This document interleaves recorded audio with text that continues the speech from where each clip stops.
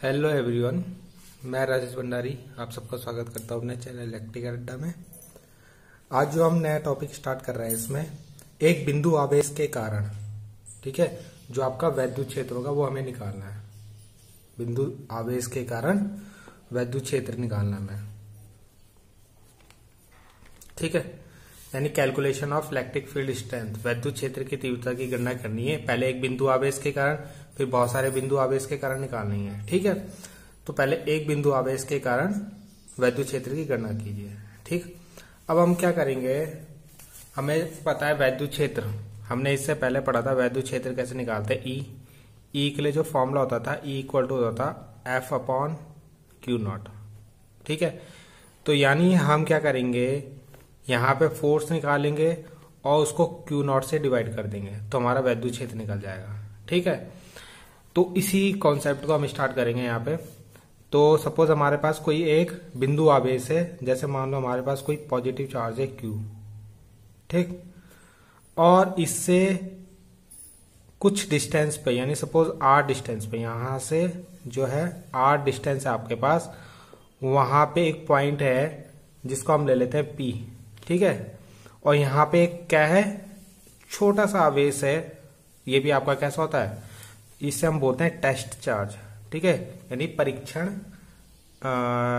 धनावेश, ठीक है। ये हमेशा कैसा होता है, पॉजिटिव ही लेते हैं हम इसे, ठीक। अभी बताओ, ये प्लस है और इसके सामने एक क्या है, परीक्षण धनावेश हमने रखा हुआ है, ठीक है, जो यहाँ पे लिखा हुआ भी है मैंने, छोटा परीक्षण धनावेश हमने रखा हुआ है। तो ये प्लस चार्ज इस पे क्या करेगा, फोर्स लगाएगा, ठीक है, और इस फोर्स की डायरेक्शन होगी आपकी ये, ठीक है।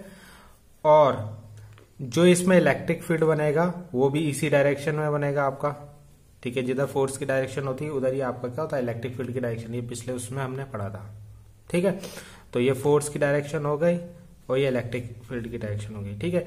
इधर की तरफ पॉइंट ले लेते हैं ए, ठीक है, ए से ले लेते हैं, ठीक है, और इसको ओ पॉइंट ले लेते हैं।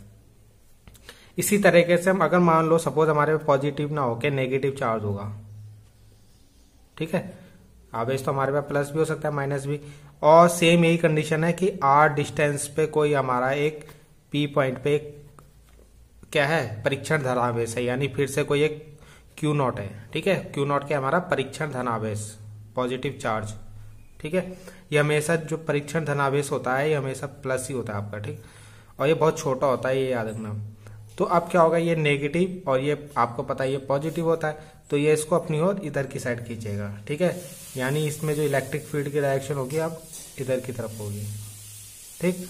और ये आपका कौन सा, इधर आपका ये हो गया आपका पी पॉइंट और ये हो गया ओ पॉइंट, ठीक है। अब हमें क्या करना है, यही हमने लिखा हुआ है इसमें कि विद्युत क्षेत्र माना प्लस क्यू आवेश का एक बिंदु ओ पे स्थित है, जिससे आर दूरी पे क्या है, एक पॉइंट पी है, ठीक है, जिसपे हमें वैद्युत क्षेत्र निकालना है। तो ये पी पे जो हमने क्यू नॉट रखा हुआ है, इस पे हमें वैद्युत क्षेत्र की गणना करना है कि एक आवेश हम रखेंगे तो उस पर कितना वैद्युत क्षेत्र हमारा लगेगा, ठीक है। तो सिंपल है। तो मैंने अभी बताया आपको वैद्युत क्षेत्र निकालने के लिए हमें फोर्स और चार्ज पता होना चाहिए। तो पहले हम फोर्स निकालने गए, तो आपको पता है कुलाम्स लॉ के कारण, कुलाम्स लॉ का फॉर्मूला क्या है, एफ इक्वल टू, ठीक है, 1/4 pi epsilon naught q upon q naught upon r square, ठीक है।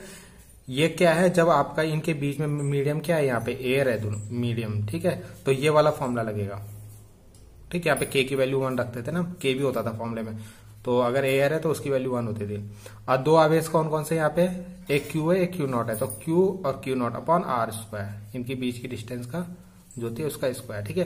तो ये आपने कुलाम्स लॉ पढ़ा हुआ है, और इसकी डायरेक्शन कहां से होगी, पी से एक की तरफ, ठीक है। अब इसमें जो यहां से इस पे फोर्स लग रहा है तो पी से ए की तरफ, यानी बाहर की तरफ लग रहा है फोर्स, ठीक है, यहां से इधर की तरफ फोर्स लगेगा आपका। तो ये हमारा क्या है, कुलाम्स लॉ का फॉर्मूला आ गया कि ये जो है इस पे कितना फोर्स लगा रहा है, ठीक, ये फोर्स आ गया। अब हमें वैद्युत क्षेत्र निकालना है, वैद्युत क्षेत्र का फॉर्मूला लिख लेंगे E equal to F upon q naught, ठीक। तो एफ हमारा कितना है कुलाम्स लॉ के according q naught upon r square upon q naught. ठीक है, डिवाइड में क्यू नॉट है, क्यू नॉट से क्यू नॉट कट गया तो क्या बचेगा 1/4 epsilon naught q upon r square. ठीक है, तो ये हमारा क्या है वैद्युत क्षेत्र का फॉर्मूला आ गया, ये 1/4 epsilon naught q upon r square. और इसकी डायरेक्शन भी कहाँ होगी, पी से ए की तरफ। ये डायरेक्शन को आपका ध्यान रखना है। ठीक है, यही हमारा डायरेक्शन जो होगी हमें जब न्यूमेरिकल करेंगे तो उसमें भी लिखनी पड़ेगी। ठीक है, तो ये तो था आपका जब दोनों क्या है प्लस प्लस है। ठीक है, अब सपोज ये आपका क्या हो गया, माना ओ पर क्या है -q होता तो P पर वैद्युत क्षेत्र। ठीक है, अगर मान लो यहाँ पे ये तो हमने इस वाले के लिए निकाला, अब मान लो यहाँ पे O पे क्या आ गया -q हो गया, तो ये फॉर्मूला क्या हो जाएगा, ये फॉर्मूला आप वैल्यू आपकी सेम रहेगी।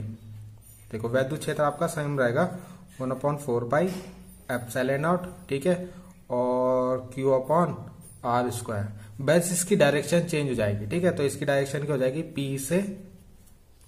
P से O की तरफ हो जाएगी, P से O की तरफ। ये सब हमने डायरेक्ट जो मैंने था डायग्राम में आपको सब अच्छे से समझा देता। ठीक है, P से O की तरफ हो जाएगी। ठीक, तो मतलब आपका वैद्युत क्षेत्र का फॉर्मूला हमेशा ये रहेगा 1/4 epsilon naught q upon r square. तो जब हम न्यूमेरिकल करेंगे तो यही फॉर्मूला यूज करेंगे इसमें। ठीक है, तो आपको याद रखना है कि वैद्युत क्षेत्र की दिशा, ठीक है, तो दूर जाते हुए धनात्मक और जब अंदर की तरफ आएगी तो ऋणात्मक होती है। ठीक है, जब आवेश की ओर आएगा तो ऋणात्मक होगा। ठीक है, इतना आपको याद रखना है। तो इस लाइन को हम लिख लेते हैं। तो यहाँ पे क्या है, धनात्मक बिंदु आवेश से दूर की ओर, यानी जब आपका ये क्या होगा धनात्मक होगा तो उस समय वैद्युत क्षेत्र क्या होगा दूर की तरफ होगा, और जब ऋणात्मक होता है वैद्युत क्षेत्र की तरफ होगा। ये लाइन आपको ये याद रखनी है। ठीक है, अब हम देखते हैं आवेशों के निकाय के कारण वैद्युत क्षेत्र कैसा होगा। ठीक है, आवेशों के निकाय के कारण मतलब अब यहाँ पे जैसे हमारा यहाँ पे एक पॉजिटिव चार्ज था, ऐसे हमारे अगर बहुत सारे होंगे तो उसके कारण वैद्युत क्षेत्र क्या होगा। ठीक है, सेकंड पार्ट है हमारा आवेशों के निकाय के कारण हमें वैद्युत क्षेत्र निकालना है। अभी तक तो हमारा एक पॉइंट चार्ज था। सपोज हमारा कोई एक एरिया है, यहाँ पे क्या है बहुत सारे चार्ज है। ठीक है, सपोज यहाँ Q1 भी है, Q2 भी है, Q3 भी है। ठीक है, इस तरीके से बहुत सारे हैं, और एक किसी पॉइंट पे हमारा क्या है, इसके कारण इस पे वैद्युत क्षेत्र निकालना है पॉइंट P पे। ठीक है, और यहाँ पे हमारा चार्ज क्या है Q0 है। तो कैसे निकालोगे, पहले Q1 के कारण निकालोगे इस पे, तो कितना आएगा, यही आएगा। ठीक है, क्योंकि आपको पता है वैद्युत क्षेत्र का फॉर्मूला क्या है, E इक्वल टू अभी हमने प्रूव करा 1/4 epsilon naught q upon r square. ठीक है, तो पहले अगर आप Q1 के कारण निकाल रहे हो तो E1 आ जाएगा। ठीक है, ऐसी Q2 के कारण निकालोगे तो E2 भी इतना ही आएगा। सब आपने अभी देखा था। ठीक है, कि वैद्युत क्षेत्र का फॉर्मूला सेम ही रहता है, बट डायरेक्शन चेंज रहती है। ठीक है, Q अपॉन आर स्क्वायर। ऐसी Q3 के कारण निकालोगे। ठीक है, Q3 के कारण भी कितना आएगा, E3 इक्वल टू कितना आएगा 1/4 epsilon naught q upon r square. तो टोटल कितना लग रहा होगा इसमें, टोटल कैसे करेंगे, इन सबका सम कर देंगे, E1 plus E2 plus E3। ठीक है, तो आपको बस ये याद रखना है कि जब आपके बहुत सारे चार्ज होंगे, यानी कोई सिस्टम है उसके अंदर बहुत सारे चार्ज है, और उसके कारण किसी पॉइंट पे अगर आपको वैद्युत क्षेत्र निकालना है तो आप उन सबके वैद्युत क्षेत्रों को ऐड कर दोगे। एक के कारण जो लग रहा है, फिर दो के कारण जो लग रहा है, तीन के कारण जो लग रहा है। ठीक है, तो आई होप आपको समझ में आया होगा। और आपको जैसे पता है कि मैं क्लास 12th का जो है हिंदी मीडियम वाला का पूरा सिलेबस कंप्लीट कराऊंगा फिजिक्स का।